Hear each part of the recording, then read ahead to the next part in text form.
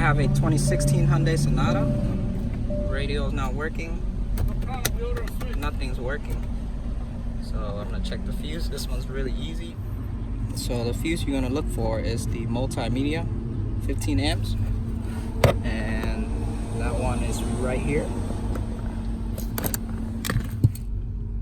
Now you look carefully, you can see the fuse blue at the tip.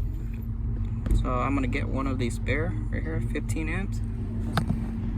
That one is the second one, 15 amps spare, and I'm gonna plug it into the plug it into the radio, see if it works.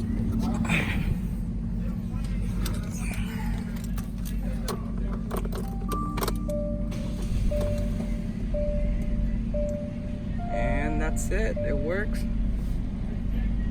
Alright,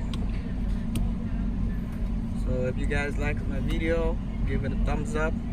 Ask me anything you want to ask me, comment down below, share and subscribe. Thank you guys. Work now. That's it, easy.